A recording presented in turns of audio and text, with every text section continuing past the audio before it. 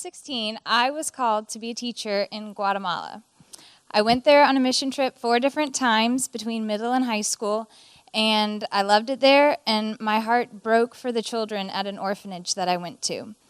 I was heartbroken for these babies who were literally left on the doorstep of this orphanage, for children who were victims of sexual abuse, often from members of their own family, from babies in the nursery there who, there were so many of them, they were just put into cribs all day because the caretakers, there weren't enough caretakers to take care of all of them. And I knew that that's where I was supposed to be, that's where I was supposed to go. So I came back to the U.S. Every time I would get on that plane to come back, I would cry. I didn't want to leave. And I went to high school, and I even went back to Guatemala once more when I was in college. And I knew for sure that that's what I was supposed to do. That's where I was supposed to go. But, you see, there is something that my husband Josh calls Sarah's conflicting dream syndrome. And that means that while I was called to go be a teacher in an orphanage in Guatemala, I was also felt like I was called to move back home and teach at the school that I grew up at, the private Christian school. And I was also called to be the first living teacher astronaut.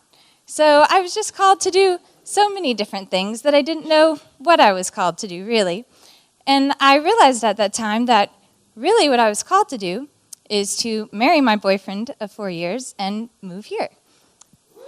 Yes.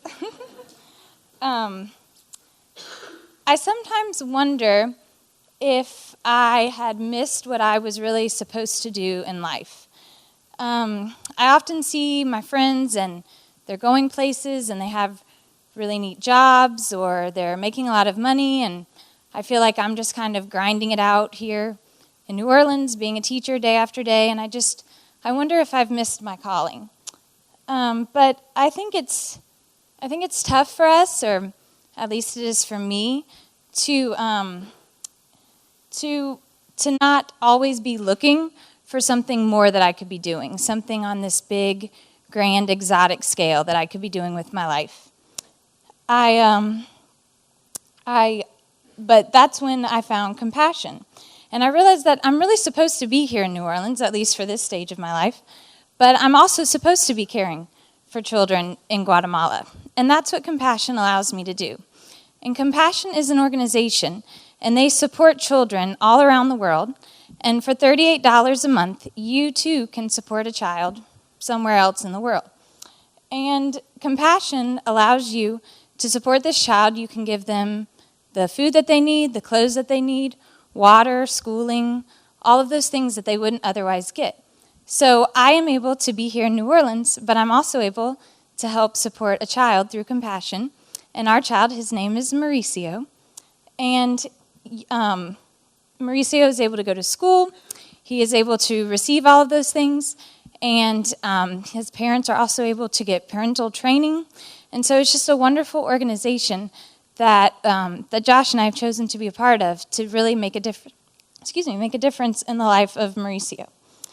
Compassion was started in the 1950s, and so they've really been able to study and see the effect that Compassion has had on the lives of these children over the years. And it says on their website, over the years we've learned that changed circumstances rarely change people's lives, but changed people inevitably change their circumstances. And so I really believe that that's what Compassion is doing in the lives of these kids.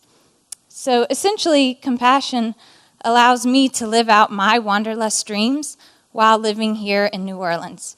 So I'm able to do what's best for Mauricio, and I'm able to do what's best for me.